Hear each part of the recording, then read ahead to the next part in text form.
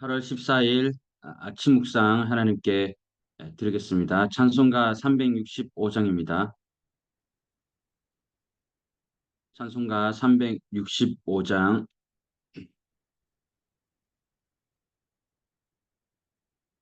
마음속에 근심 있는 사람 주 예수 앞에 달해라. 슬픈 마음 있을 때라도 주 예수께 아뢰라. 주 예수 앞에 달려라. 주 우리의 친구니 무엇이나 근심하지 말고 주 예수께 아뢰라. 눈물며 깊은 한숨 쉴 때 주 예수 앞에 달려라. 은밀한 죄 내게 있더라도 주 예수께 아뢰라. 주 예수 앞에 달려라. 주 우리의 친구니 무엇이나 근심하지 말고 주 예수께 아뢰라. 괴로움과 두려움 있을 때 주 예수 앞에 달려라. 내일 일을 염려하지 말고 주 예수께 아뢰라. 주 예수 앞에 달려라. 주 우리의 친구니 무엇이나 근심하지 말고 주 예수께 아뢰라. 죽음 앞에 겁을 내는 자여 주 예수 앞에 달려라. 하늘 나라 바라보는 자여 주 예수께 아뢰라. 주 예수 앞에 달려라. 주 우리의 친구니 무엇이나 근심하지 말고 주 예수께 아뢰라. 오늘 우리에게 주신 하나님의 말씀은 열왕기하 23장 10절에서 20절까지입니다. 열왕기하 23장 10절에서 20절까지 함께 봉독하겠습니다. 왕이 또 흰놈의 아들 골짜기에 도벳을 더럽게 하여 어떤 사람도 몰록에게 드리기 위하여 자기의 자녀를 불로 지나가지 못하게 하고 또 유다 여러 왕이 태양을 위하여 드린 말들을 제하여 버렸으니 이 말들은 여호와의 성전으로 들어가 가는 곳에 근처 네시, 네시 나단벨렉의 집에 곁에 있던 것이며 또 태양 수레를 불사르고 유다 여러 왕이 아하스의 다락 지붕에 세운 제단들과 므낫세가 여호와의 성전 두만하게 세운 제단들을 왕이 다 헐고 거기서 빻아내려서 그것들의 가루를 기드론 시내에 쏟아버리고 또 예루살렘 앞 멸망의 산 오른쪽에 세운 산당들을 왕이 더럽게 하였으니 이는 예적의 이스라엘 왕 솔로몬이 시돈 사람의 가증한 아스타롯과 모압 사람의 가증한 그모스와 암몬 자손의 가증한 밀곰을 위하여 세웠던 것이며 왕이 또 석상들을 깨뜨리며 아세라 목상들을 짓고 사람의 해골로 그곳을 채웠더라. 또한 이스라엘에게 범죄하게 한 느바세 아들 여로보암 이 베델에 세운 제단과 산당을 왕이 헐고 또 그 산당을 불사르고 빻아서 가루를 만들며 또 아세라 목상을 불살랐더라. 요시아가 몸을 돌이켜 산에 있는 무덤들을 보고 보내어 그 무덤에서 해골을 가져다가 제단 위에서 불살라 그 제단을 더럽게 하니라. 이 일을 하나님의 사람이 전하였더니 그 전한 여호와의 말씀대로 되었더라.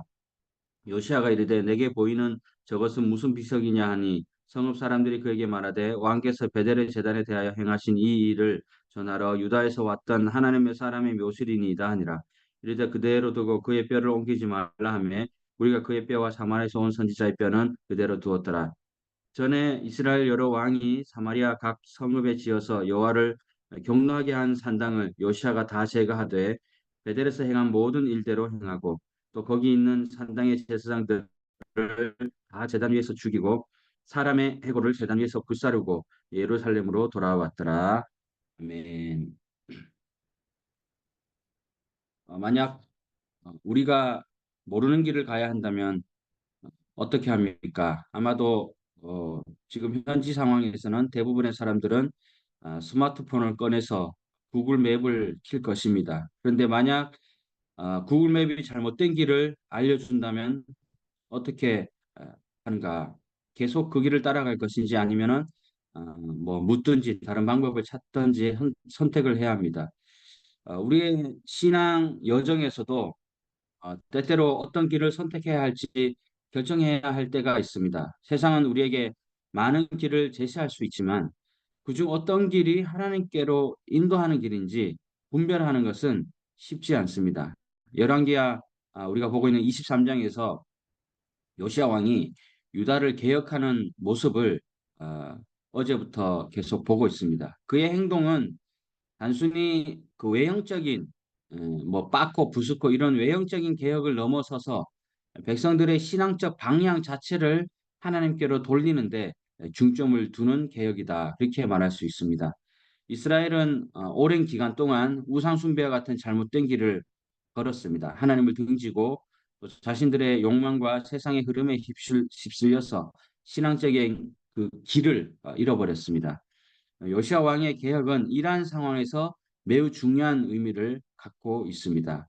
오늘 말씀에서 우리가 주목해야 할 점은 신앙의 길에서 방황할 때 중요한 것은 다시 하나님의 말씀으로 돌아가는 것이라는 점입니다.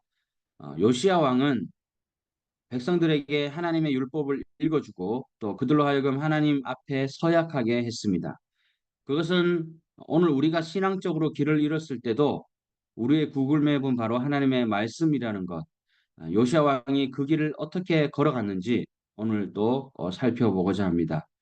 10절에 자기의 자녀를 불 가운데 지나가지 못하게 했다고 합니다. 자, 몰록은 암몬의 신이고 또 인신 제사 행위를 가리키는 것입니다.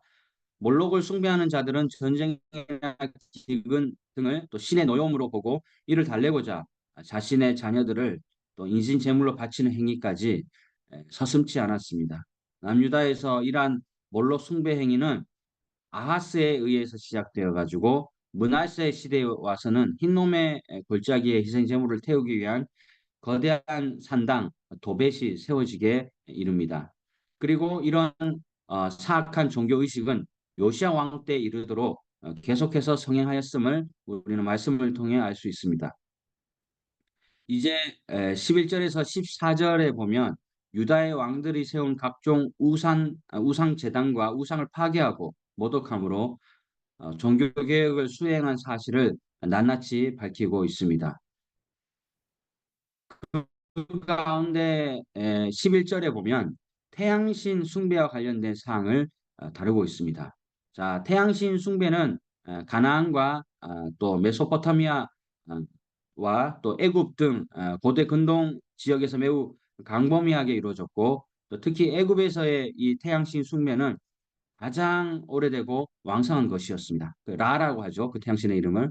열왕기서에서 왕들의 잘못을 또 옳고 그름을 판단하는 기준은 지난번에 한번 말씀드렸지만은 모세 오경입니다. 그때의 말씀이 무엇인가, 율법책이 무엇인가, 모세 오경인데 요시아가 이 율법책을 발견하여서 또 말씀을 낭독했을 때 자신들의 죄가 무엇인지 그 말씀을 통해 죄가 드러난 것입니다. 성경을 가리켜 우리는 캐논이라고 부릅니다. 캐논의 본뜻은 갈대풀을 의미하고 또 막대기에 있는 이 자라는 뜻으로 쓰여지고 그것이 훗날 성경으로 캐논으로 불리게 된 것입니다. 이렇게 고대 시대에는 지금의 자 그러니까 길이의 기준이 되는 것이 없었죠. 그래서 당시 흔한 갈대를 뽑아가지고 그 마디와 마디 사이를 가지고 물건을 재는 기준으로 삼았습니다. 우리가 어떤 것은 무엇이 길다, 무엇이 짧다라고 이렇게 이야기할 때 그 갈대, 즉 캐논을 가지고 재어보면 명확하게 판명이 납니다. 이것이 오늘 우리에게 제시하는 의미는 너무나 크죠. 성경이 캐논, 그, 즉, 이 절대적인 기준이 되는 자가 될 때에 우리 인생의 자가 될 때에 우리 스스로 정해놓은 상대적 기준들, 내가 살아온 경험들, 나는 이래, 이런 기준들이 말씀의 잣대를 대면은 깨질 수 있다. 그렇게 되는 것입니다. 당시의 캐논인 이 모세 오경의 말씀을 기준으로 왕들이 잘못했기 때문에 망할 수밖에 없는 것을 알게 되는 것입니다. 그렇다면 태양신을 섬기지 말라는 말씀은 모세 오경에 어디 있는가? 그 말씀에 대하죠, 우리는. 신명기 4장 19절. 내가 하늘을 향하여 눈을 들어 해와 달과 별들, 하늘 위의 모든 천체, 곧 너희의 하나님 여호와께서 천하 만민을 위하여 배정하신 것을 보고 미혹하여 그것에 경배하며 섬기지 말라고 했고, 신명기 17장 3, 4절에 걸쳐서도 1월 성신에게 절하면 가증한 일이라고 분명하게 말씀하고 있습니다. 또한 11절 서두에 보면 유다의 여러 왕들이라고 합니다. 그러니까 유다의 여러 왕들이 태양신을 숭배했다는 것입니다. 남유다에서 대표적으로 므낫세가 섬겼고, 북이스라엘에서는 마지막 왕인 호세아가 태양신을 섬겼습니다. 그러니까 태양을 위하여 드린 말들, 또 태양 수레라는 오늘 본문에 언급이 되잖아요. 메소포타미아의 경우에는 흰 말을 태양신을 위해 제물로 드렸고, 또 축제일에는 말이 끄는 수레가 행진했다고 합니다. 아마 태양이 말을 타고 동쪽 하늘에서 서쪽 하늘로 인도한다는 그런 미신적 사고에 근거해서 말을 제물로 바쳤을 것이고, 또 태양 수레는 태양신의 숭배자가 태양신 제의를 드리는 장소로 이동할 때 사용했던 도구로 여겨집니다. 12절에 유다의 역대 왕인 아하스와 므낫세가 세운 단을 철폐하였음을 기록하고 있습니다. 먼저 요시아는 아하스의 다락 지붕에 세운 단들을 제거했습니다. 자, 다락방이 우상 숭배의 장소가 된 것은 어떤 그 일월 성신, 천상의 존재들에게 예배를 드리기 위해서는 보다 조금이라도 높은 장소가 적합하다고 생각했기 때문입니다. 아하스의 그 다락 위에 지붕에 세워진 단들은 일월 성신을 예배하기 위해 세워진 단들이었습니다. 이것들은 히스기야의 종교 개혁 시기에 제거되었지만은 므낫세와 아몬에 의해서 다시 복구되어진 것들입니다. 그런데 여기서 충격적인 것은 이러한 이교 제단이 12절 중반부에는 여호와의 성전 두 마당에 세워졌다는 것입니다. 쉽게 얘기하면 교회 마당에 부처상이 있다는 거예요. 이러한 것을 요시아는 12절 하반부에 다 헐고 빠 내렸다고 합니다. 얼마나 속이 시원합니까? 그냥 형식적으로 말과 혀로만 하는 것이 아니라 행함과 진실함으로 하는 것을 알 수 있습니다. 이어서 13절과 14절은 솔로몬이 세운 우상들을 파괴하는 모습입니다. 요시아는 시간을 거슬러 올라가고 솔로몬 시대까지의 개혁의 시계를 되감고 있습니다. 지난번에도 이야기했지만 저는 솔로몬을 별로 좋아하지 않아요. 자기는 뭐 잘 먹고 잘 사는지는 몰라도 자기 때문에 지금 후손들이 고통받고 있는 지금 이 요시아까지 거의 멸망을 22년 앞둔 요시아까지 단초를 제공한 인물이에요. 13절에 예루살렘 앞 멸망의 산 오른쪽에 세운 산당들이라고 나옵니다. 자, 예루살렘 앞에는 가보신 분들은 알겠지만 감람산이 있잖아요. 많은 무덤들이 있어요. 감람산에는 세 봉우리가 있습니다. 하나는 예수님께서 지상 명령을 주신 것이고, 다른 하나는 예수님께서 승천하신 것이고, 나머지 하나가 멸망의 산으로 불리는 것입니다. 풍요와 축복을 상징하는 이 산이 솔로몬에 의해서 세워진 이방 신전들과 또 거기서 저질러진 무수한 악행으로 멸망의 상징이 되어서 멸망의 산이라 불린 것입니다. 시돈, 모압, 암몬 자손의 신인 아스타롯, 구모스, 또 밀곰의 산당들은 솔로몬 시대 매우 외교적인 목적으로 세워진 곳이잖아요. 하나님은 왕에게 아내를 많이 가지지 말라고 명령했는데 솔로몬은 외교적인 목적으로 많은 아내를 두었고, 또 결국 이것이 올무가 되어서 이스라엘 온 나라는 우상 숭배에 빠지게 되었습니다. 그래서 요시아 시대까지 이 산당들이 남아 있었던 것으로 보아서 아주 오랫동안 그 관습이 유지되었고, 또 심지어 이 상당들의 위치가 예루살렘 근처였다는 것을 보면 이것이 나라의 근간에 얼마나 뿌리 깊게 박혀 있는지를 유추하게 됩니다. 개혁이 쉽지는 않습니다.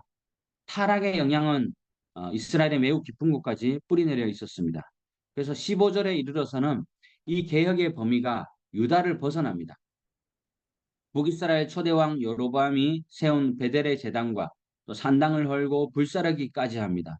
이처럼 이 요시아의 개혁은 이스라엘의 전체 시대와 전체 공간을 아우르는 매우 그 광범위하고도 철저한 개혁이었습니다. 16절에서 18절에 개혁을 행하던 중 요시아는 우리가 읽었다시피 한 비석을 발견합니다. 그 비석은 여로보암 시대에 에, 요시아의 개혁을 예언한 선지자의 것입니다. 매우 오래전 초기 것이죠. 열왕기상 13장 2절에 보면 하나님의 사람이 제단을 향하여 여호와의 말씀으로 외쳐 이르되 제단아 제단아 여호와께서 이와 같이 말씀하시기를 다윗의 집에 요시아라 이름하는 아들을 낳으리니 그가 내 위에 분향하는 산당 제사장을 내 위에서 제물로 바칠 것이고 또 사람의 뼈를 내 위에서 사르리라 하셨느니라. 요시아는 이 예언의 선지자의 묘시를 발견함으로 하나님의 말씀이 반드시 이루어진다는 것을 전율을 느낄 정도로 느꼈을 것이요. 그런데 본문 18절에 말에 의하면 그 선지자의 뼈 외에 사마리아에서 온 선지자의 뼈도 등장합니다. 요시아의 개혁을 예언한 유다의 선지자는 후에 베델의 한 늙은 선지자, 즉 오늘 본문에서 말하는 사마리아에서 온 선지자에게 속아가지고 하나님의 명령을 어기고 맙니다. 그 결과 사자에서 물려서 죽습니다.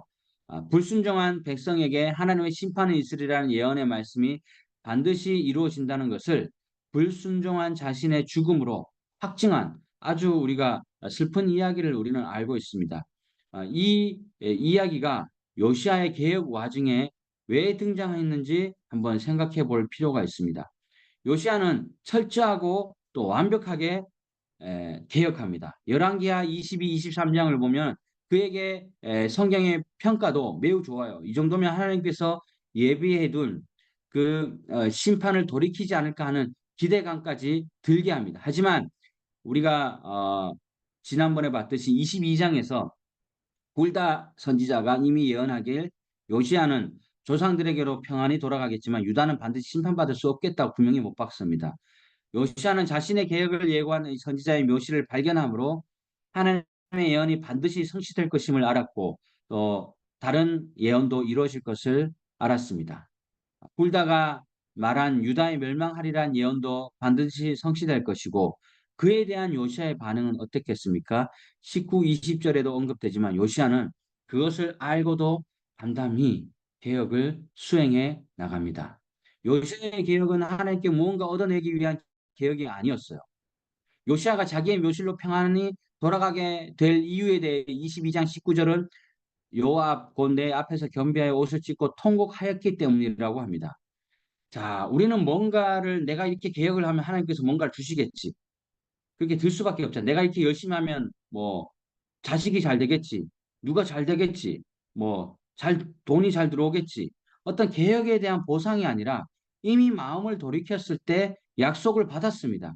그 개혁은 보상에 대한 그 기대가 아니라 그저 사명을 쫓는 성실한 행동이었을 뿐이에요. 자, 한 학자는 요시아의 개혁을 보고 이렇게 말합니다. 진정한 신앙은 어떤 유익의 욕망을 초월한다. 성경의 하나님과의 언약의 관계는 어떤 상업적인 조치도 아니고 개인적인 유인, 뭐 내 자식이 잘 되고 내가 잘 되고 잘 죽고 뭐 이런 게 아니라 그런 좀 밑에적인 목적이 아니라 상업적인 거래도 아니다. 언약 관계는 보상과 기대와 처벌의 두려움과는 상관없는 신실함과 충성의 문제다. 굉장히 본질적인 것이죠. 요시아가 광범위하고도 철저하게 개혁을 할 수 있었던 원동력은 이익에 대한 갈망이나 욕망의 추구가 아니에요. 그러면 엄청 실망했을 거예요. 하나님과 인격적인 관계에서 오는 회개, 그리고 하나님을 사랑하면서 나옵니다. 그런 두려움이나 거짓에 이끌리지 않고 마음과 혼과 능력을 다해 하나님을 사랑했습니다. 오늘날의 요시아의 이러한 자세가 더욱 필요한 우리의 시대가 아닌가 이런 생각을 해보았습니다. 어떻게 보면 희망이 보이지 않습니다. 탈종교화가 계속되고 가난한 성도가 늘어나고 각 이 시대 정신을 지배하고 있습니다. 인구는 줄어가고 사회적 개선은 약해 보이고 좋은 결과에 대한 전망이 더 힘들어지는 것 같습니다. 근데 사실 지금만 그런 것 같지만 전에도 그랬거든요. 말씀대로 살려는 우리의 노력은 어디서 그 열정을 얻어야 할까? 요시아는 이 어두운 예언에도 불구하고 미래의 성취를 기대하기 어려운 상황에도 하나님의 의를 사랑함으로 그 인생을 계속해서 움직이고 있습니다. 열왕기를 이것을 다니엘이 그렇게 살았습니다. 다니엘은 보상이 아니라 도리어 처벌이 예상되는 상황에서도 본국으로 귀하는 것을 꿈꾸기 힘든 상황에서도 담담히 하나님을 향해서 기도의 창문을 열었습니다. 요시아의 개혁이 나의 개혁으로 변화시켜야 합니다. 나의 개혁을 제대로 만드는 것은 엄청난 업적이 아니라 단순히 내가 잘 되는 것이 아니라 충실하고 신실하게 살아내는 하루하루라고 할 수 있습니다. 찬양의 제사를 드리고 기도의 창문을 열고 내게 있는 것을 나누기를 즐겨하는 것, 함께 즐거워하고 함께 웃을 수 있는 공감 능력을 키워가는 것, 오늘 하루를 말씀과 기도로 시작하는 것에 감사하면서 내게 주어진 개혁인 하나님의 사랑을 나누면서 나가기를 소망합니다. 이제 들은 말씀을 위하여 기도하겠습니다. 첫 번째는 우리의 길이 되시는 예수 그리스도 성경 말씀을 기준으로 살아가도록 기도하겠습니다. 두 번째는 어떤 보상을 얻기 위해 믿지 말고 사명을 쫓는 성실하고 정직한 행동으로 믿도록 기도하겠습니다. 마지막으로 나의 개혁을 신속하게 행합시다. 기도의 창문을 열고 또 인색하지 말고 나누기를 즐겨하면서 허락된 시간까지 하나님을 사랑하고 또 이웃인 캄보디아를 사랑하며 나아가도록 이제 들은 말씀을 위하여 잠시 기도하겠습니다.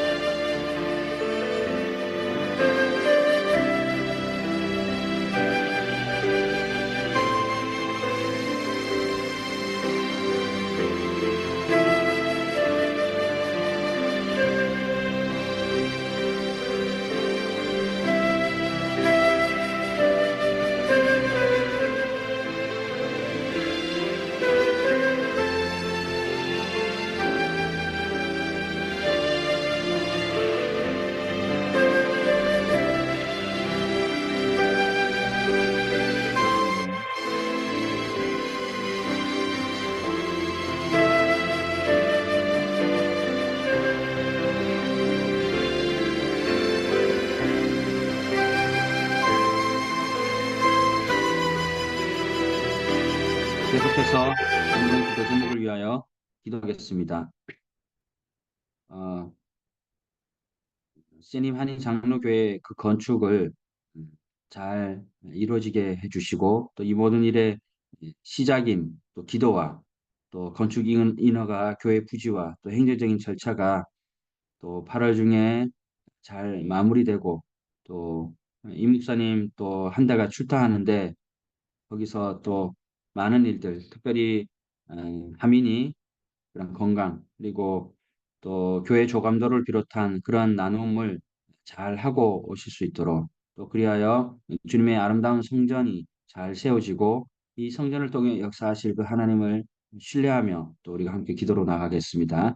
황현철 선교사님 또 단기 선교 기간인데 좋은 날씨와 안전사고 없이 함께 은혜가 받을 수 있도록 기도하고 또 김열바 목사님 건축가 김병수 황현출 목사님 선교지 증축을 위한 또 재정 확보 또 리모델링이 잘 이루어질 수 있도록 또 정순옥 김강욱 이덕희 선교사님을 비롯한 어, 또 박우석 또 성도님 그 건강을 위하여 함께 기도하겠습니다.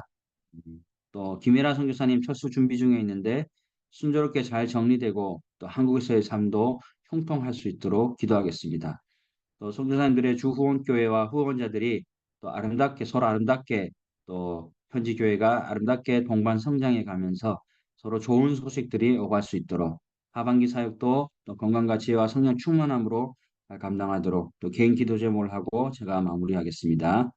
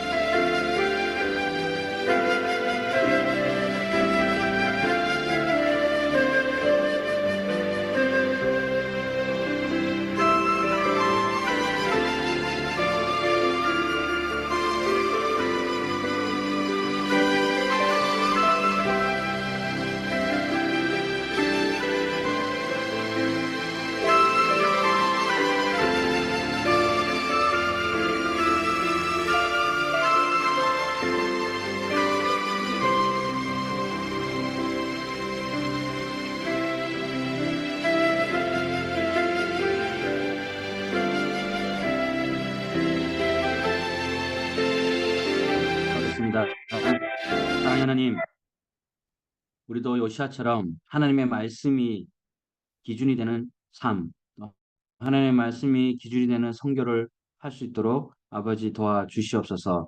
또한 어떤 보상에 대한 기대를 갖는 그런 아주 작은 믿음이 아니라 하나님의 말씀을 신실하게 쫓아내는 그 행위 자체를 우리가 계속해서 나아갈 수 있도록 도와주시고 또한 어두운 미래와 예언 속에서도 담담히 주님의 길을 쫓아갈 수 있는 우리의 성숙한 신앙이 될 수 있도록 아버지 도와주시옵소서. 특별히 우리가 기도의 창문을 열고 또 나누기를 즐겨하며 주님께서 우리에게 허락하신 그 시간까지 하나님을 사랑하고 또 이웃을 사랑하며 나아갈 수 있는 복된 우리 모든 삶이 될 수 있도록 아버지 도와주시옵소서. 교회를 통하여 일하시는 하나님 아버지, 또 CN임 한인 장로교회 또 건축 부지를 허락하시고 이제 건축을 위한 준비 중에 있습니다. 일을 시작하시고 성취하시는 여호와 하나님 아버지를 신뢰합니다. 하나님께서 모든 것을 주장해 주시되 또 우리 필요에 따라 우리의 순종과 헌신이 요구되오니 하나님 지혜를 주셔서 행정적인 절차와 또 조감도 이런 모든 사역의 방향에 맞는 모든 것이 이 모든 센터가 개인의 영달이 아니라 하나님의 선하신 뜻을 위하여 하나님의 선한 사업을 위하여 하는 귀한 건축이 될 수 있도록 하나님 마음껏 기름 부어 주시고 축복하여 주시옵소서. 또한 시恩한인 장로교에 속한 선교사님들 여러 가지 일들이 많이 있습니다. 안고 일어섬을 아시는 분을 주님이십니다. 특별히 우리 황현철 선교사님 또 단기 선교 가운데 있는데 건강을 다해 주시고 좋은 날씨 가운데 하나의 안전사고 없이 또 한국교회와 선교지 교회가 아름답게 은혜를 받을 수 있도록 주님 도와주시옵소서. 김열범 목사님 건축과 김병수 황현철 선교사님 또 선교지 증축을 위한 재정 확보 또한 리모델링이 잘 이루어질 수 있도록 아버지 도와주시옵소서. 또한 연로하신 선교사님들 건강을 지켜주시고 또 우리의 모든 건강을 지켜주시어서 또 사역을 마음껏 감당하여 부족함이 없도록 아버지 도와주시옵소서. 또한 김혜라 선교사님 처수 준비 중에 있는데 순조롭게 잘 준비되고 또 자녀를 양육하고 이런 모든 한국에서의 삶도 형통할 수 있도록 아버지 도와주시옵소서. 또한 주공교회가 후원자들이 또 아름답게 서로 동방 성장해가며 서로 좋은 소식이 오갈 수 있는 모든 한국교회 또 성도님들 후원자 또 선교지 교회가 될 수 있도록 아버지 도와주시옵소서. 하반기 사역도 하나님께서 은은 내려 주실 줄 믿사오며 예수님의 이름으로 기도드립니다. 아멘. 하늘에 계신 우리 아버지, 아버지의 이름을 거룩하게 하시며 아버지의 나라가 오게 하시며 아버지의 뜻이 하늘에서와 같이 땅에서도 이루어지게 하소서.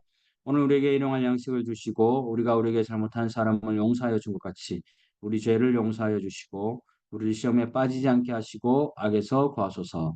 나라와 권능과 영광이 영원히 아버지의 것입니다. 아멘.